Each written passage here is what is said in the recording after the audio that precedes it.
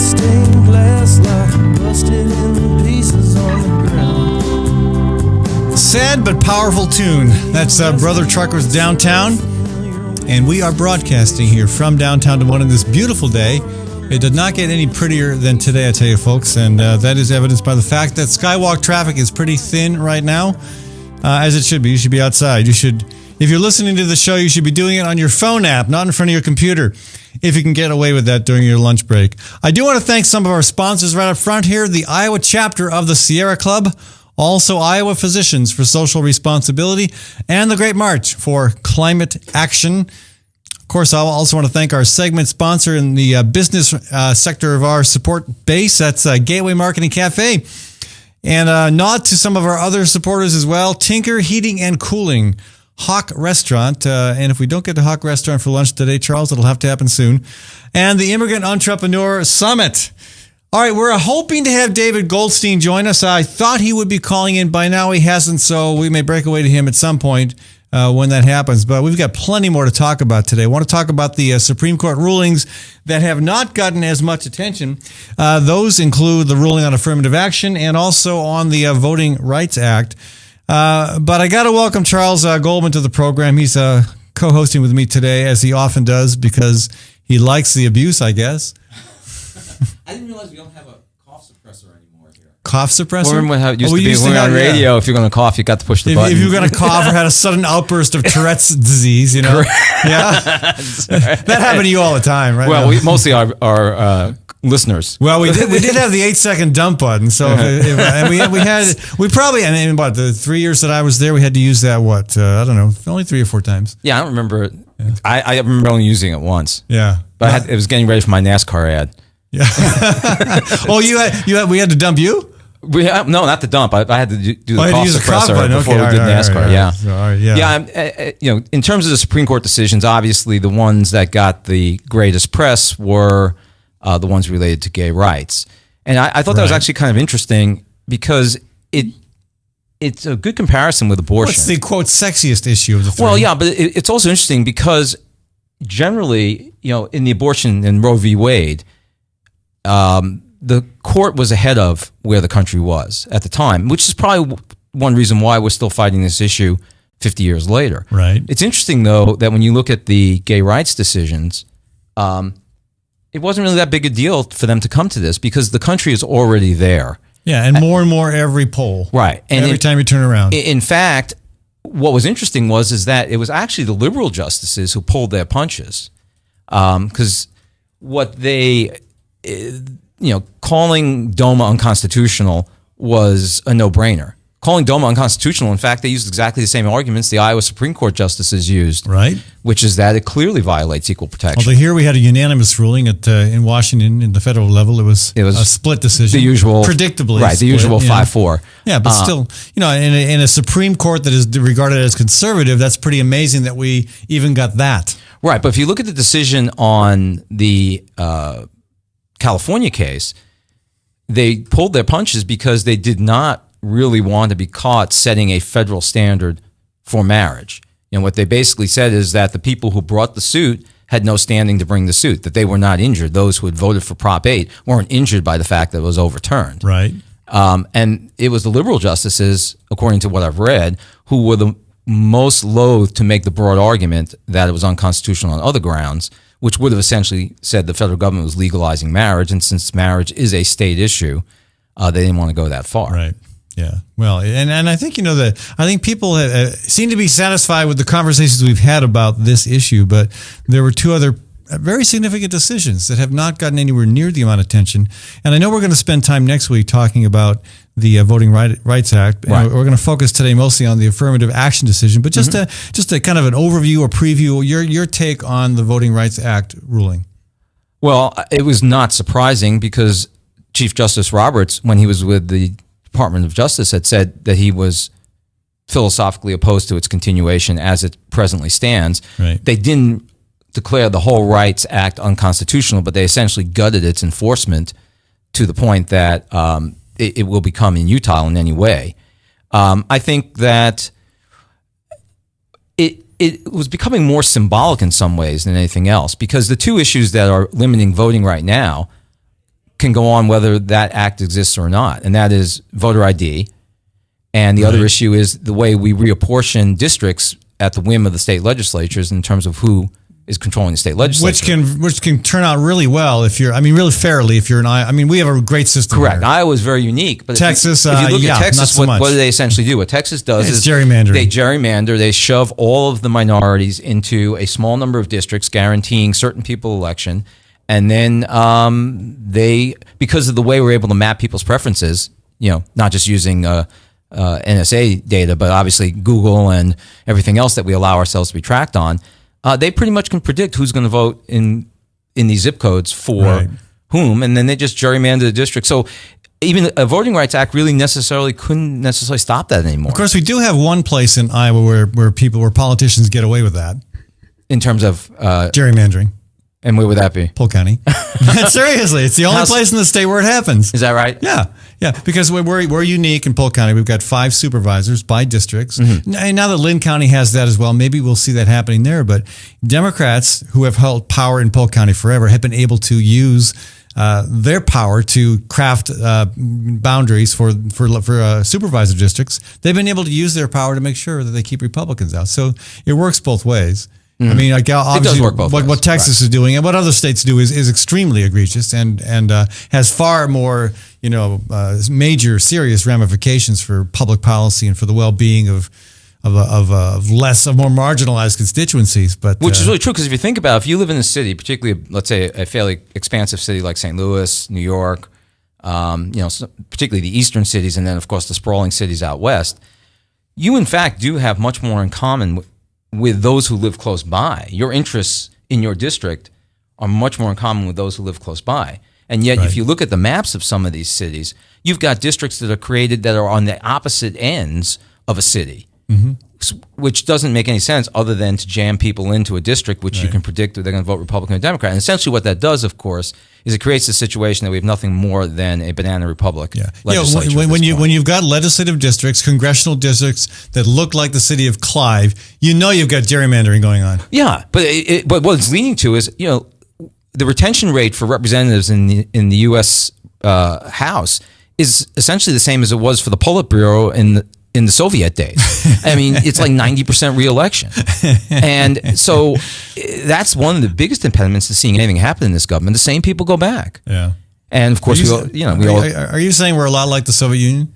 I'm saying that in that regard, we're a lot like the Soviet Union. How about in terms of prison incarceration? We're actually we're above them. We are per capita. We have the highest rate of imprisonment of any country in the world. Well, we haven't started shipping people to Alaska, the U.S. equivalent of Siberia, yet. That's true. Yeah, that's true. I actually watched that HBO movie on Pussy Riot. The punk group that got arrested. Is Charles allowed to say that word on this program? This is internet. You can say whatever you want. Well, we still have standards. Come on.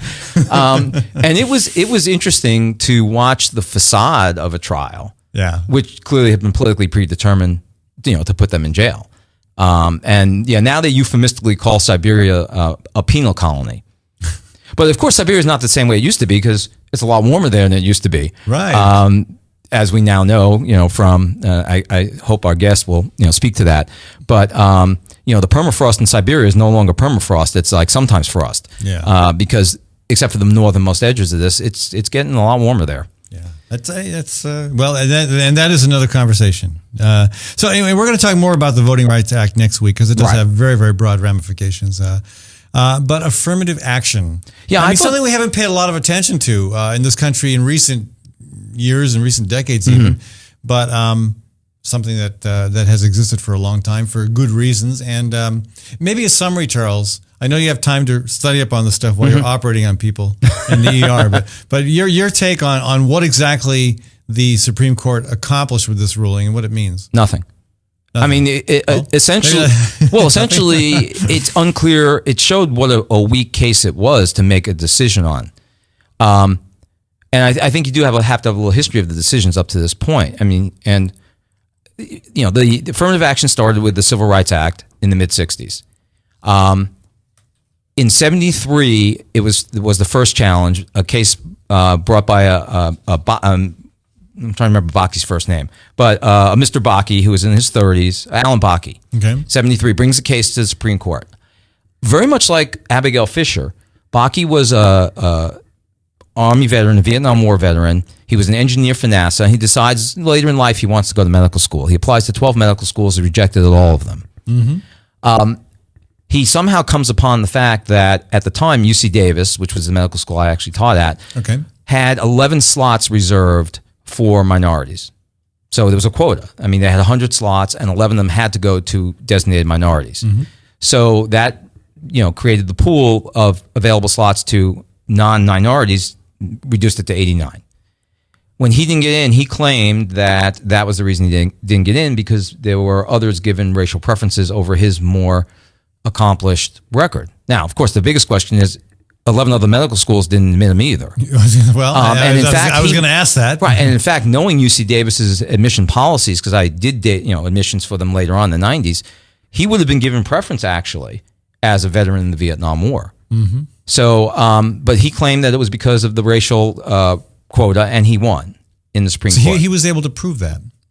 Well, it was known. It wasn't hidden. There was an overt policy of a quota, and what that decision led to was that you could not use racial quotas. It left affirmative action intact, but you could not specifically reserve places for minorities. And again, what year was that? That was 1973. Okay. So the issue is revisited in 2003. Two cases involving Michigan, one the undergraduate school, the other the law school. The law school had a very vague bureaucratic speak policy saying that they gave some consideration in their soft considerations beyond your record and everything else. This was the law school, to favoring those coming from alternative backgrounds. And it was vaguely written. Alternative backgrounds. Well, it was very vaguely written. And they did specifically say race, but it was also gender and some other things, sexual orientation, that were included in their soft assessment of the candidate. That's about as vague a term as you can Well, that's get. why it works. I mean, this is exactly how it works in education. The more vague you make it, the more likely it's acceptable. And so they had a very vague policy of racial preference. On the other hand, the undergraduate school gave you points. And that's how UC Davis did it when I was at the medical school, which is that you would get points for your GPA range, your test scores, where you may have come from, perhaps for gender.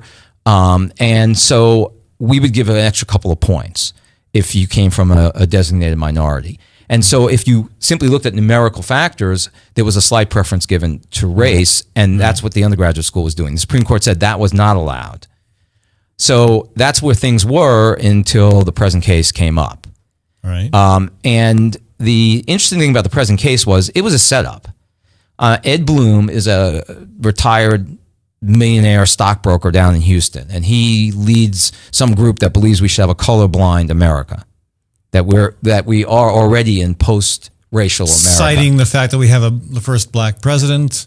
Well, perhaps, I mean, he in fact could take the words of many left-wing commentators who believe we have a post-racial America, and I think you could see the treatment of President Obama clearly tells you we don't have a post-racial America yet. You mean the treatment by some members of the majority race in this country that yes. Yeah, okay. Well, actually, what will soon to be the plurality race in this country. It will not be a majority race, except obviously in certain places. But anyway, Ed Bloom was looking for somebody to bring this case. Right. And he found Abigail Fisher. Abigail Fisher applied to UT Austin, which is the flagship school down in Texas. There's a program in Texas in which if you're in the top 10% of your high school class, you automatically have admission to UT Austin. Now, she didn't qualify for that. Right. The remainder of the slots go to those looking at your record, looking at various things, including a soft racial preference among those who don't fit the 10% plan. And she fell in that group. She claimed that she was not chosen because she was white. Interestingly, in the filings to the court, they pointed out that 170 Hispanics and African Americans had higher grades than Abigail Fisher, and they didn't get in either. Okay. So she's a straw man, a straw person. Right. And of course, she gets into LSU and still gets to go to college. But she's still going to file the lawsuit. Somehow she gets standing, which is really interesting because the question is, if the people who supported Prop 8 had no standing because they weren't damaged in the gay rights issue, how does she have standing? What was the damage to her? But nevertheless, they let it stand. So they take this case, and basically what they say is, we're not going to strike down affirmative action. but it has to be very closely regulated, and you have to prove how keeping an affirmative action program intact benefits the university. And that's kind of where they left it. It was kind of a non-decision. Folks, if you'd like to join this conversation at any point, you may have access to the phone number already online or on your screen, but let me throw it out there. It's 515-244-0077 or toll free rather, 855-244-0077. We're talking affirmative action today. Dr. Charles Goldman is with me. We're also going to talk a little bit about this study finding a link between Alzheimer's and cancer. Meaning if you have one, you won't get the other. Interesting. What a great choice. We're also going to talk about the latest speed bump in Branstad's Speedgate problem. Yeah, we'll get Charles's take on that. And if we can pull him out of wherever he's at, we're going to have David Goldstein, a mediator and frequent columnist with the Huffington Post, join us to talk about the climate change wildfire connection. I want to thank, again, Gateway Market and Cafe for supporting this program. Gateway Market and Cafe is at 20th and Woodland and well worth a visit for breakfast, lunch, or supper. But my favorite reason to go there, groceries. I was there yesterday and got all sorts of goodies, a lot of them from local farms, local sources. I'm reading this article, this comment in the paper here today, and I'm thinking, what? This woman is complaining that a movie theater and grocery store are on her list of what's needed in downtown. Grocery store, we got one. It's Gateway Market. And we also have a movie theater. And that would be? The Fleur. It's just down the street from Gateway. The Fleur and the Varsity are close to downtown. Correct. And also locally owned. Locally owned tends to be in downtown. Not always, but there's a lot of good stuff downtown, including a grocery store. So, hey, check them out. I also want to thank some of my other business sponsors as well. Diana's Wedding Cakes out of Newton.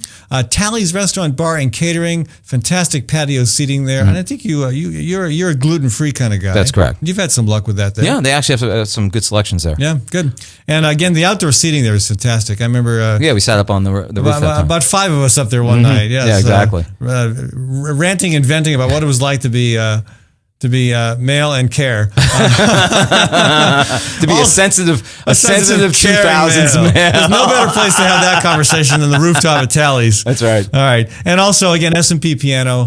Again, I don't know how many times you've got to move a piano, Charles. Probably not often. None. But when you do, you want to call somebody who has a clue. Don't call me and don't call Charles. Correct. Anyway, go to my website, Fallom Forum, for more information on all these wonderful local businesses supporting this program. We'll be back in a few minutes with more conversation. Real Estate Concept Studios. This is Webcast One Live. Drug and alcohol addiction slowly steals a person's identity, tearing away pieces of their life little by little until one day it seems like the hope of a happy future is gone and there's no chance of getting it back. Here at St. Gregory Retreat Centers, we can assure you that there is hope. Our unique approach to recovery begins with the understanding that the dysfunction and damage caused by addiction can be overcome, not just dealt with. Don't let another day go by. Call St. Gregory today.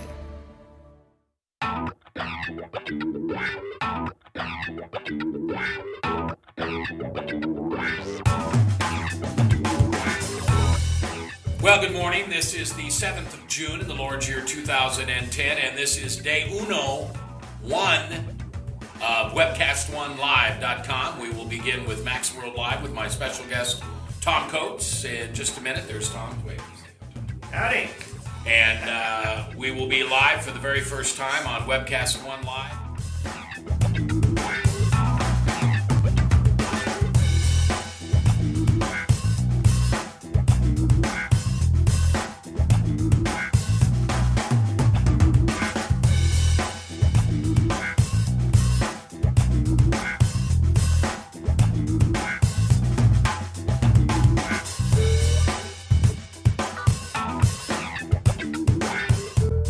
Someday we're going to look back on this and say, gosh, remember that old day in history? Wonder where Walter Cronkite was. He must have been around hanging there too. But actually, it's the beginning of Webcast One Live. And thank you for listening. Thanks, Rob Spearman, and everybody who's put together this project together. And we're ready to go live now. So thanks for listening to MaxWorldLive.com.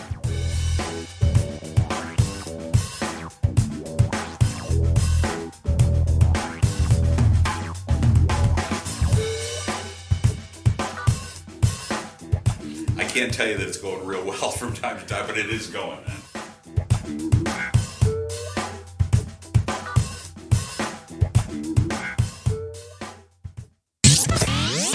From the RE/MAX Real Estate Concept Studios, this is Webcast One Live.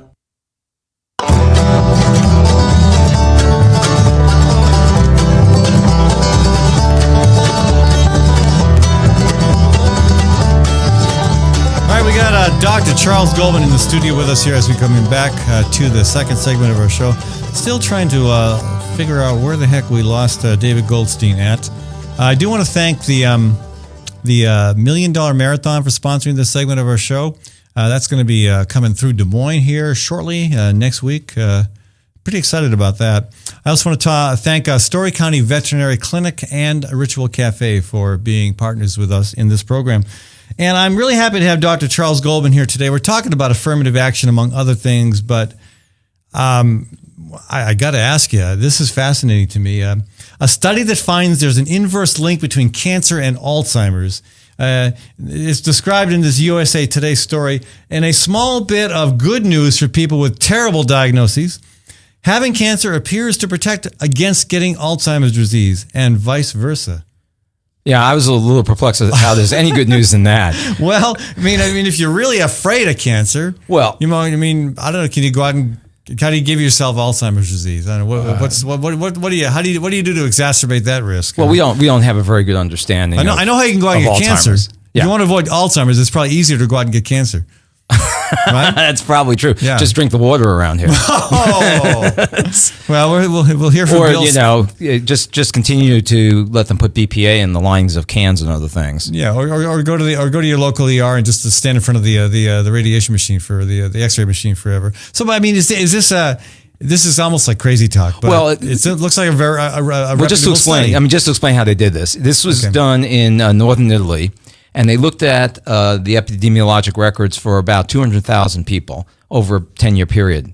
And the thing that stood out to them was that there were 161 people among that group that developed both cancer and Alzheimer's. And when they had done their calculation as to how many people they would have expected to present with both cancer and Alzheimer's based on the rest of the population getting either Alzheimer's or cancer, they said that 281 people should have gotten Alzheimer's, should have gotten cancer in the Alzheimer's group, and 246 people in the cancer group should have gotten Alzheimer's. Right. So basically, what they concluded was that having Alzheimer's was protective against getting cancer, right, and by the same token, getting cancer was protective against getting Alzheimer's, and not because the cancer patients died earlier. It was, they indicated they found that people diagnosed with Alzheimer's were 43% less risk of developing cancer. Right, that's the calculation. Because essentially what they did was they took the 161 as the actual number and divided it by the expected frequency. Is that credible science? Yeah, that's totally credible science. Okay, so I mean, what is the reason? We don't know. I mean, no one knows. But you think there is a legitimate connection? I mean, it's really not important that we know the reason, but it may be important that we find out the reason. I mean, I'd like to avoid both cancer and Alzheimer's if I can. Right. But the thing that this would point to is to say, okay, look at Alzheimer's patients, compare them to non-Alzheimer's patients. What could possibly be going on in the Alzheimer patient that might protect them against cancer? Right. Same thing. What could be going on in the cancer patient that protects them against Alzheimer's? Is it their treatment for their cancer that protects them against Alzheimer's? We don't know. So essentially, it allows us to look at a group to see, you know, whether we can find some link between these diseases such that you can find something that is common about these two diseases that is mutually protective. I have a feeling that this is the tip of the iceberg when it comes to research on this question. I mean, I think this is going to fascinate this science wasn't for a even while. accepted. It was this idea was posited back in 2005 by a epidemiologist at WashU down in St. Louis, and everyone kind of just laughed it off. Yeah. But this seems to pretty much make this a research area that might be fruitful. I mean, it's not unheard of. For instance, I was reading an article on people of short stature. You know, people like small you. people. No, not people like me. People like really short. Oh, okay. Okay. You know, and the interest, of course, being driven by at least 3 different reality shows based on people who are short people. I don't know anything about those. There are. All I know is about the Wizard of Oz and the Munchkins. That's the extent of my cinematic experience with short people. Unfortunately, a lot of the Munchkins were in fact short people as well as children. Of course, there was the infamous movie Terror of Tiny Town, which was the all-midget Western. I don't even know about that one. Which was filmed, believe it or not, on a full-size script. And there's a scene in that movie. I think I'm glad I missed it. A full-size set, rather. There's a scene in that movie when one of the short people goes into the saloon and the two swinging doors are over their head. So it's really bad. Well, no, you know the way we segued to talking about midgets, so we've got to move on. Well, that's affirmative action. No, but no. I want to go back to we've got David Goldstein on the phone with us now. But so let's switch gears. We'll come back to affirmative action. We're going to talk climate change and the wildfire situation, the connection between those two. David is a mediator. He's also an occasional, or shall I say, frequent contributor to the Huffington Post. David, thank you for joining us. You're welcome. Yeah. So now remind our listeners what part of the country you're from. I'm from Eugene, Oregon these days. Okay. So we got a 2-hour time difference, and that probably threw you for a loop, didn't it? It did. Yeah, sorry about that. No, we would like to confuse people with our time preferences here. Well, it's a good thing we're not in Arizona, then you have to figure that out too. Yeah, Arizona's a mess. That's right. So, again, you write often for the Huffington Post. Your latest column deals with the issue of the link between climate change and the wildfires. Your column led me to a video that I think is really instructive. And if you don't mind, David, I'd like to start out by sharing a couple clips from this video with our audience. If we can get Maddie to run that clip. Yeah, that's great.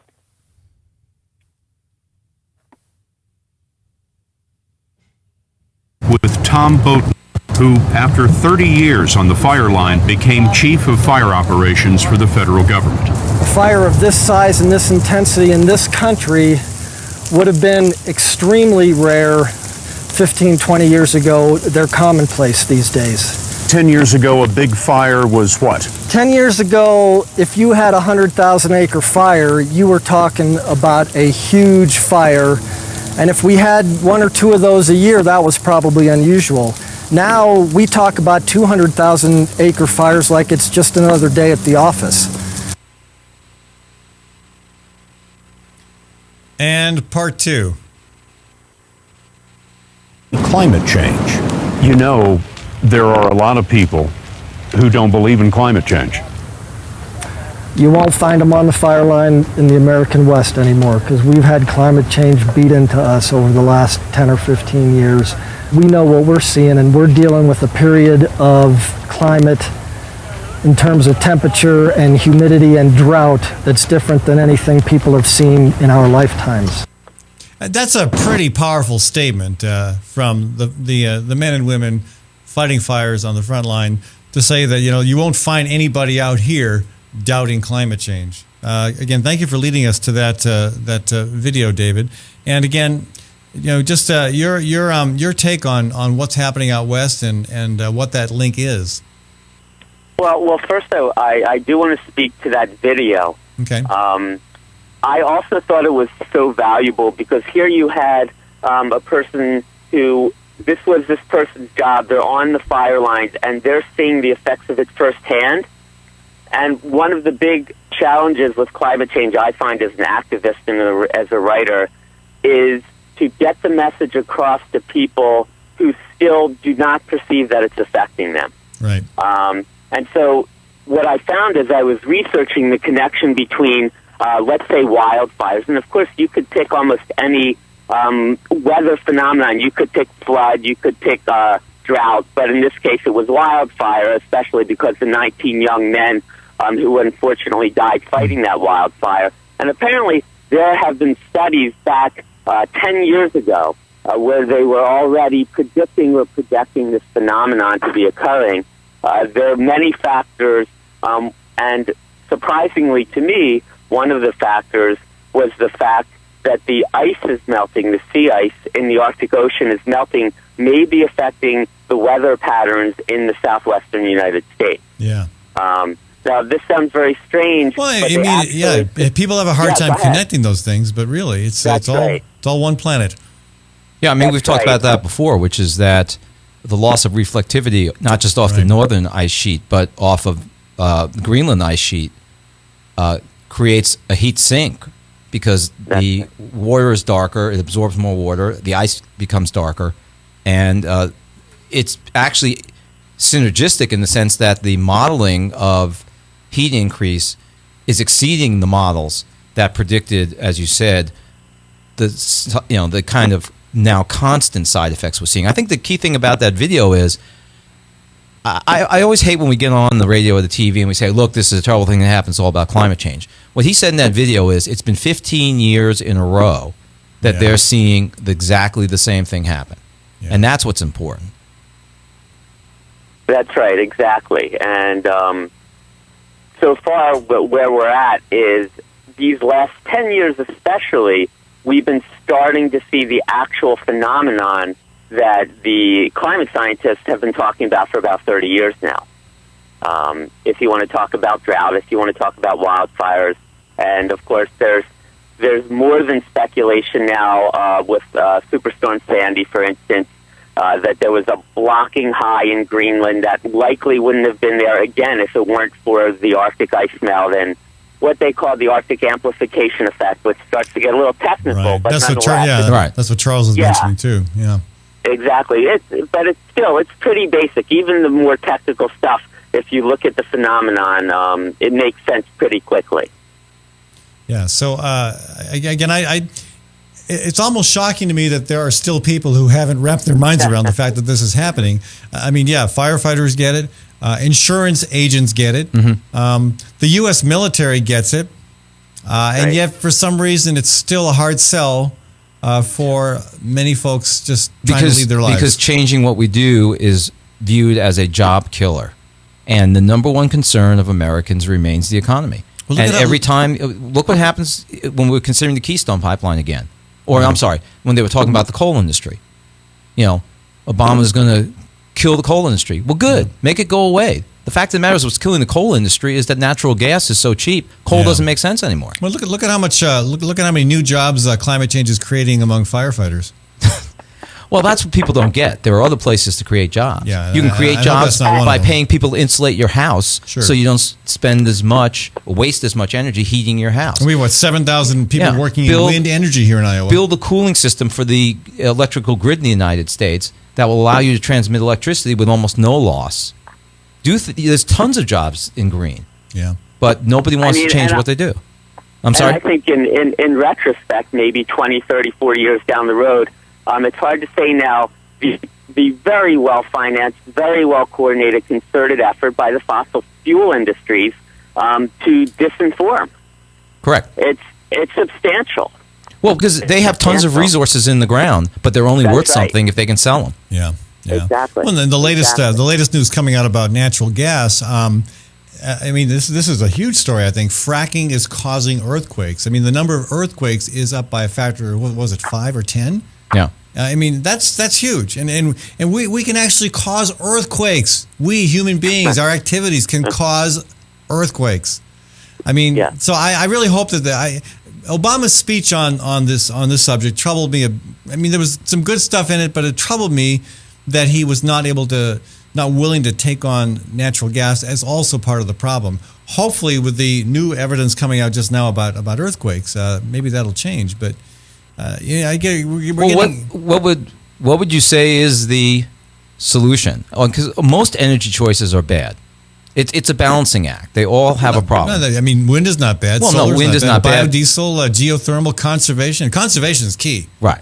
But that's what I'm saying. So, I mean, what would David see as the answer here? Well, I mean, this is, again, this is one of the challenges to any discussion around climate change is that the answers, if you want to call them answers, are so multifaceted, and our society is so used to soundbite answers, and that's really challenging. But yes, conservation and just the question of how much energy are we going to use as a society?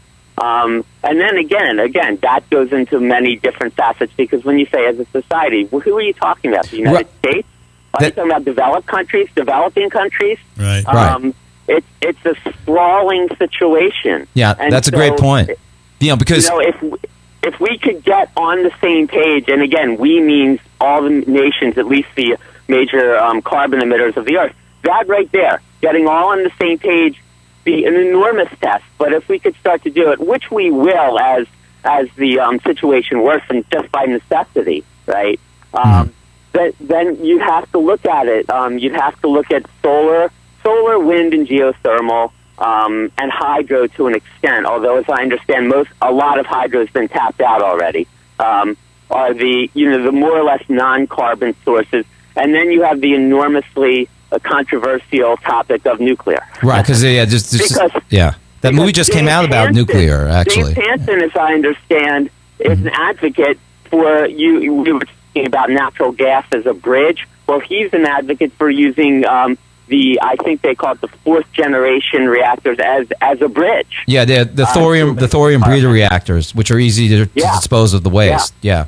Exactly. So there's all sorts of obvious controversy within that. Yeah. But this is how I've come to think of it after writing 10 articles and talking with people, is the only thing that physics cares about, of course, is reduction of carbon emissions.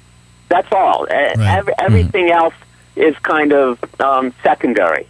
So how do we reduce as a nation and as a world carbon emissions? Boy, David, I think a big challenge is to get the public fired up about this, to get people I agree. And agree. And I know you're aware of the Great March for Climate Action, which we're organizing here from Des Moines. Yeah. And I hope that can be one of the key ways in which the general public begins to take this issue more seriously. I mean, not only are we going to be creating a huge event that lasts 8 months, but we'll be showcasing all sorts of renewable technologies, renewable energies, all sorts of things that we should be doing that also create jobs that will help move us beyond the current stagnant point that we seem to find ourselves on with this issue. Well, but the big question, David, is can we convince Ed he shouldn't have a hamburger when we go out to lunch? Because, creating meat is a huge methane emitter, which is a much bigger problem. If it's a grass-fed hamburger, that's okay, right? Well, look, I'll tell you, just as a so-called ordinary citizen, one of the most sobering experiences for me, and this happens every day, is I'll go to some strip mall somewhere, it can be anywhere, and I'm in a relatively pro-conservation part of the country. Portlandia. Well. Yeah, exactly. And you go and you see one little bike rack and you see 300 cars. Right. Yeah. Although they're all Priuses. Subarus. Exactly. Here they'd be all like SUVs, but they're all Priuses.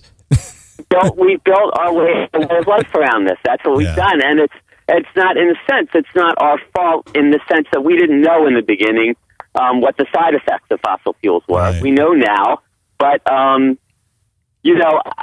wrote an article about 6 weeks ago called "A Burn Baby Burn: A climate activist wish for superstorm, wildfire, and drought." Mm-hmm. And the point being, one of the perceptions I know a lot of other folks share in this area is that it seems like human beings are hardwired to respond to direct pain and suffering. And until that occurs, or at least the perception of it, and there's still an enormous gulf out there between the reality of the situation, and it speaks to delayed feedbacks, and that's a really hard thing it seems like folks to wrap their mind around. That just because I can step outside my door and the climate looks more or less the same as it did 20 years ago, doesn't mean there are certain cliffs we're going to hit, and then things will change rapidly. That's how systems seem to change. Well, we've got our work cut out for us, and David, I really want to thank you for all the commentary you've provided on this issue. Again, keep it going. Whatever you can do to help us get the word out about the climate march would be very much appreciated as well. And hopefully we'll have you back on this program again sometime in the near future. Yeah, thank you. And I look forward. I think the climate march is an idea whose time has come for sure. Great. Well, I tell you, it's a bear to organize. As you can imagine. If I can help out at all, I'd like to do that. Thank you very much. All right, folks. You're That's welcome. David Goldstein joining us from Oregon. He's a mediator and also a frequent submitter of columns to the Huffington Post. Charles Goldman and I are co-hosting today. We've been talking affirmative action. We're going to talk a little bit more about that. But I got to get Charles, and when we come back from a break, I got to get Charles's take on what I call Speedgate, Governor Branstad's penchant for allowing or even encouraging his troopers to zip along pretty darn quick on Iowa highways. I do want to thank again the $1 Million Marathon for supporting this segment of our show. And remind people that the $1 Million Marathon will be coming through Des Moines shortly, next week, July 16th, the big event in downtown Des Moines that evening. You can get more information on online at Coast to Coast for Cancer. And again, this is organized by Above and Beyond Cancer. The first leg of the marathon, of 160 marathons, was run by Dr. Dick Deming, who Charles knows quite well. Yes, I do. Yeah, and again, I'm surprised he didn't run four legs. Well, of the marathon. he might be running more than one. I mean, the guy goes away on a weekend and rides like 500 miles on his bike. That's a weekend for him. It's amazing, and he's older than both of us, I think. I believe so. A little bit. He would have been a good one to pull your gear carts. Across the Rocky Mountains? Across the Rocky Mountains. He wouldn't have even broken a sweat, probably. Well, hey, again, I want to thank Sergeant's Garage and also Dan Kelly's Real Estate Business for helping to sponsor this show. We'll be back in just a couple minutes. And if you want to join us at any point, folks, 244-0077. From the RE/MAX Real Estate Concept Studios, this is Webcast One Live.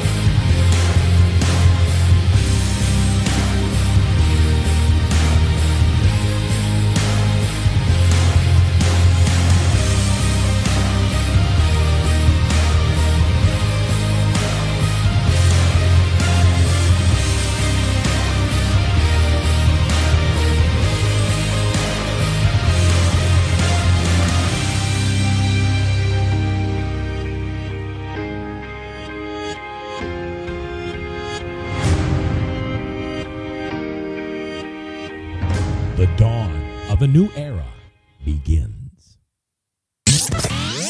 From the RE/MAX Real Estate Concept Studios, this is Webcast One Live.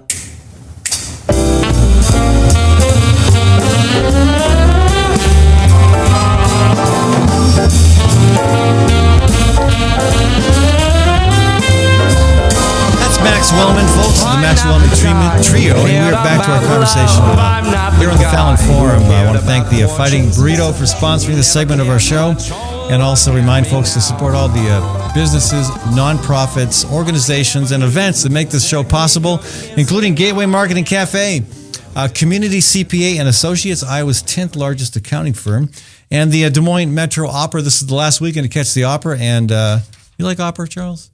Yeah. Okay. Do you? Okay. Well, they've got three fantastic productions: Peter Grimes, Electra, and Romeo and Juliet. A friend of mine was providing the scream for the horrific murder scene in Electra. Oh, really? Yeah. She's expanded her repertoire of things she can do musically now. Beyond. Who's this, Jamie? No, Sarah Hobart. Yeah. Yeah. Interesting. She does screams as well, apparently. So. And she's down there just for one scream? I think so. Hey, that's opera for you. Get it where you get it. All right. Hey, so I just want to briefly talk about the Speedgate, as I'm calling it. Mm-hmm. Governor Branstad rolling along 90 miles an hour in northern Iowa. I can think of so many reasons why Governor Branstad's track record offends me, and I think offends even a lot of common sense. But now he's got the additional problem. He doesn't need any help on this. Mm-hmm. But Debbie Durham is traveling in Europe along with Governor Branstad. Supposedly they're out there getting economic development going for us. I wish they'd spend more time on Main Street in Iowa than in Germany. But she tweets, quote, "Meetings completed in Munich, mad dash to airport for evening flight to Basel. Not to worry, this stretch of road has no speed limits." That's the way it should be. Well, I've driven in Montana and Wyoming during the day. There's no speed limit. You like it without speed limits? Absolutely. No way. During Wait, the day, the conditions are good. I mean, what do you mean conditions are good? Like nobody else is on the road? No, I mean, it's, pavement's dry. You can see for miles. You know what you're doing. Oh, okay, but there's other people on the road. Yeah. But he has a skilled driver. He doesn't have somebody, it's not, somebody who's 90 years old who, when they ask him to test for the driver's test, they have him park between, two traffic cones that are 4 miles apart. So you think it's okay that Governor Branstad speeds at 90 miles an hour? I mean, I've been driven to give talks in northern Iowa, and it's a long trip. Okay, so you're okay with it because it's northwest Iowa. What if it was southeast Iowa? Oh, you're not going to go 90 miles an hour through Des Moines, but there's plenty of open space down there. I don't have that much of a problem with this. I know that you do. I know you're resentful because you probably don't have a car that can hold together at 90 miles an hour. I have a bike that can almost hold together at 90 miles an hour. I don't know. I can't get too upset about this. Yeah.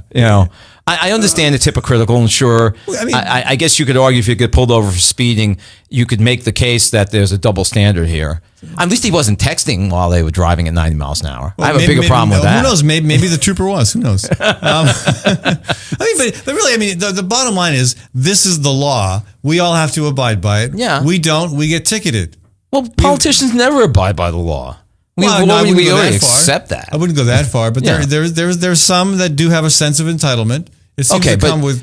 So do you think this compares to what's going on in Virginia, where the governor's wife is taking money from a vitamin firm instead of just having, you want to work for the vitamin firm, have a job with them, but taking money, using the state house there for get-togethers for Herbalife or whatever it is that she's involved with, right? Having your something catered by them, that to me is much more egregious than Branstad driving 90 miles an hour. It is more egregious, and so what I like about this scandal.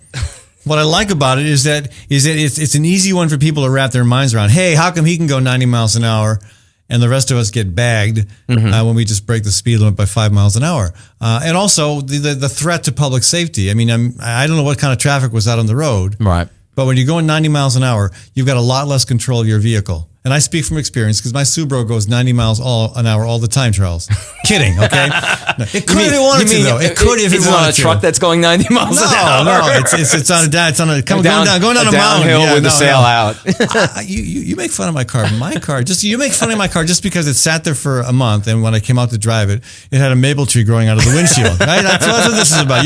You're mad because your car can't grow maple trees out of its windshield. That's true. Yeah, but it's people are upset about this, but it's a chance to see. Which people are upset about this? This is a classic summer story. No, it's going to keep. This is like the Zimmerman trial. It's going to have legs. You think so? Yeah, because it's reminding people too that back in the 90s, Governor Branstad's son killed 2 people.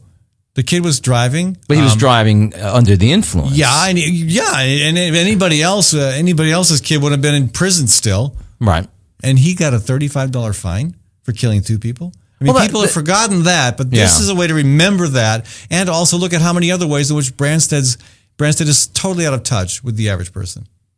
Well, I'll grant that that's true. I've been reading the stories, and it just didn't light a fire under me. I don't know why. All right, well. But I know it's lit a fire under you. Apparently, yes. Yeah. All right. Well, we're done talking about fires today, whether they be in the West. It's interesting that we're talking about fires. Yeah. One of the things that you read in the Wall Street Journal on their odious editorial page is the climate change deniers, the scientist deniers. I think we talked about them a couple weeks ago. Right. And what they argue is CO2 is great because it makes plants grow faster. Right. And that's exactly one of the problems out west. Not only is it drier, but the density of tree growth out there is being amplified by the CO2 in the air. More fuel. Which is more fuel. I mean, in fact, what goes on out west is they have to burn trees down and light fires. In fact, the Great Yellowstone Fire was one of the fires they were doing for fire control that got out of hand. Yeah. And you're right. It's very hard for people to get together on when, if someone in Iowa looks outside during the summer and says, actually, summer's kind of nicer here under global warming and winter's not as cold. Yeah. But, as you go further south, it's becoming more tropical and more dangerous. And out west, it's horrible. I mean, I was just out. I mean, literally last year, they had the problem of too much rain out west. They're in extreme fire danger once again. Yeah. It just goes back and forth. Well, look at us. We had the risk of we had extreme drought. And within no time at all, we went from extreme drought to flooding. Correct. Hey, let's continue our conversation with affirmative action. We got to take a quick break here, folks. Again, I want to thank the Fighting Burrito for sponsoring this segment of our show. They're at 13th and Locust in Des Moines, also 117 Welch Ave in Ames.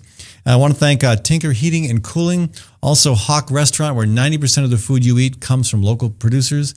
And I want to thank Story County Veterinary Clinic and Kim Holding for being the one veterinary clinic we have as a business supporter of this program. When we come back, we'll continue our conversation about affirmative action with Charles Goldman. From the RE/MAX Real Estate Concept Studios, this is Webcast One Live. I'm Brian Leach, owner and general manager of Service Legends. I brought along a couple of the home comfort heroes. Hi, I'm Tammy Wells. I am Nick Wondershide. I am administrative manager. I am the senior technician from Service Legends. It seems like every good thing, when you feel it to the bone that it's good, there's a lot of hard work put behind it. I don't think that you can fake it and have it turn out good. You know, if we seem like, okay, that's just weird, it's just a furnace, why would you believe so deeply in a furnace? It's not just that, you know, we want to show the world that you can have good service. Yeah, I mean, it's got to be, it's your home. You know, it's built into our daily trainings, it's built into our culture, that we're going to do whatever it takes to have each client say they love us, period. That's why we spend all the hours in the training that we do. And if we guarantee it's going to be a good experience for you, or else it's free, what type of work do you think we're going to do? There is a guarantee. Temperature selection guarantee, fixed right or it's free guarantee, comfort guarantee, best value guarantee. All of these guarantees hold us accountable to ensuring that we exceed your expectations. And if for whatever reason we'd fail and we can't make it right, we guarantee all of those guarantees with a 100% money back guarantee. I mean, if you don't think that your technician can fix it right, are you going to say that to a client? No. You don't have to worry about having a technician come to your house. We drug test, background check all of our team members. We put safe people in your home. Each and every one of our service techs, 400 hours a year in training. You tell it the minute they walk in the door. They know what they're doing, they've done their homework, and they actually truly care about what you want. Because at the end of the day, you're the person that makes sure I have a job. They're going to be listening. They're going to want to know what your challenges are. Then they're going to come and give you options, and you get to choose. If I'm there to help and I make it easy and painless, I did my job right that day. Well, when it comes to your comfort, safety, and your family, you know, you don't necessarily go buy the most expensive, but you get the most bang for your buck. Oh, it's worth it, because there's a lot of people that will find a way to get it to work right now and then leave and then come back, charge you again, and the cycle just repeats itself. So when I'm out there looking at the furnace, I want to find why it failed today. How can we change the part today with something that you're not going to have to worry about? Is it worth changing the part today? I mean, you can put a lot of money into a furnace. I can fix parts all day. There's good job security in that for me. But is it the right thing for you? I get a lot of the phone calls of after the technicians are there. They're just in awe. They're like, wow, you guys are great. I mean, I don't even know what to say. You guys are great. Everything you did was perfect. It was great. Keep going though. I like this. Just give us a try. I'm going to take all the risk. I've got the time to make this right. I've got the support to make it right. Just check us out. And if you don't see the value in what we do, I mean, fixed right or it's free or 100% money back. Enough said.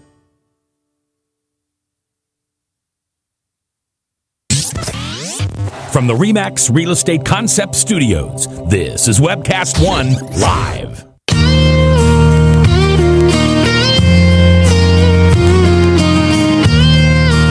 I am so glad we're coming back from a break, because that means Charles has to stop talking with me about short people. I mean, I think of short people, I think of him, but he thinks of people who are half his height. Correct. Yeah. No, because when we're talking about the linkage between diseases that seem unrelated, right? Alzheimer's and cancer. Alzheimer's and cancer. There's been research. I think it's in Uruguay or Bolivia, and there's a group there that's genetically short, and yet that group never gets diabetes.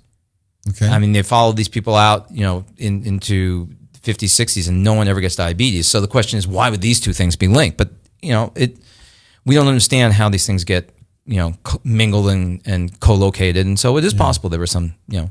Well, and you know, I mean, you offer the person the option of, do you want to have Alzheimer's or cancer, and it's probably, there's not much reason for wanting to make a choice. And I guess the same thing, you offer somebody the option, do you want to have diabetes or be short? And those are both equally unappealing too, right? Yes, I mean, but to some degree, you can, I'm messing with you. Of all these, of the four things you've mentioned, the most likely thing you can avoid by your own activities is diabetes. No, being short, you can't. To some degree, cancer is genetically determined, and you're exposed to things you don't know about and you can't control. But you can certainly control in type 2 diabetes your intake of sugars and obesity and those things. Yeah, we can control those things, but can we ever predict what the U.S. Supreme Court is going to do? Well, I think you can. Because did you see this one coming on affirmative action? Well, I think the only surprise was that they didn't overturn affirmative action completely.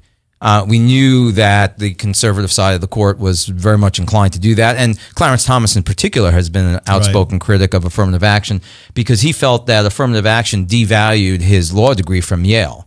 Yeah. In his book, what he said was that, yes, he had graduated high in his class from one of the elite law schools in the United States, and yet he was seen as an affirmative action child because he was African American. And he's carried a Jones against affirmative action ever since. And his argument, which cannot be completely discounted, is that the argument that the affirmative action community makes is that African Americans in particular, but other minorities obviously also, can only advance because they're given preference. And that is, to his mind, not much different than the segregationist argument. I mean, affirmative slavery. action makes sense when you have a constituency group that is significantly disadvantaged for whatever reason. But I mean, by design, affirmative action should be a short term, and I mean, short term could be several decades, it could be longer than that, but it should be a short term commitment on the part of society, on the part of government. Well, that's my question to you then. I think that is, because I think, if you're a progressive, you're going to say this is terrible. Yeah, and both the Supreme Court decision, although it's really nobody wins, nobody loses, because nothing changes. But it's similar to the voting rights decision, which we can talk about in more detail because I think it seems more accessible to people. It sort of is saying that maybe the time has passed. And the question is, are the principles on which both are continued, have those conditions changed enough that we can just let demographics take care of it? And there is an argument here because affirmative action, for instance, has benefited more than the minorities, has benefited women. Right. Affirmative action was used predominantly early on to force things like Title 19 in college sports, the admission of women to colleges. But what's happened is the demographics have changed so much that you don't need affirmative action for women in college anymore. 60% of the people going to college now are women. Right. Which exceeds the population percentage. So I mean, but the problem is you create a program or a preference that benefits a class of people, and that class of people are never going to want to end that, even if you can make the argument that its original reason for existing is no longer relevant. Well, I mean, farm subsidies are another example. Farmers are never going to want to get rid of farm subsidies, even though they really make no sense. Correct. But actually, I think what's more of a question here is, what is the real inequality in this country? The real inequality in this country is economic. Sure. We're using race as a surrogate for the economic inequality, and the fact that those who are poorer end up in more schools, are ill-prepared for college, because you can put people in college based on minority status, but they have to graduate to make it valuable to them. And that problem has gotten worse. Yes. Yeah. It has. And it echoes to some degree what happened in the early time with affirmative action. I mean, I went to med school in the late 70s. And at that point, there were a lot of people who were in med school who just it had nothing to do, and it wasn't just among the minorities, but certainly it was more prone at that time that they just wanted somebody who represented a demographic. They didn't really care that much whether they were going to be able to succeed. They just wanted to be able to say that a certain percentage of the class was minority. And that was the bad side of affirmative action, because it left those people worse off than before.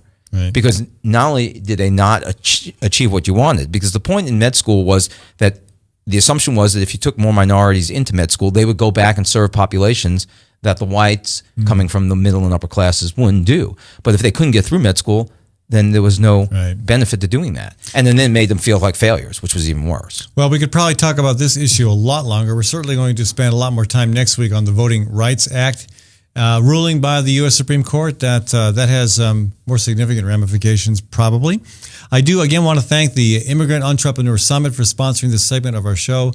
The IES, and you can find out more at IES.org.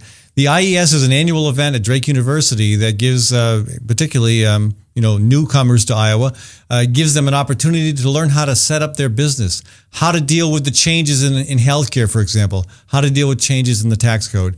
It's a great opportunity. Almost 500 people showed up last year. Almost 100 new business ideas came out of the conference. It's a great event. It's November 9th at Drake University. Check it out. And again, please support all the businesses that help make this show possible. Complete list on my website, but I do want to thank again Hawk Restaurant, Tinker Heating and Cooling, and Story County Veterinary Clinic. I want to thank my producer, Maddie Kane, and Webcast One Live for providing this studio. Thanks to my guest, David Goldstein, for joining us all the way from Eugene, Oregon. And thanks to Charles Goldman for helping to co-sponsor or co-host this show, co-sponsor the show. Yeah. What do I get for co-sponsoring? We'll give you a T-shirt once we design one. Okay. All right. Hey, thanks, folks. I'll be back on Monday. From the RE/MAX Real Estate Concept Studios, this is Webcast One Live.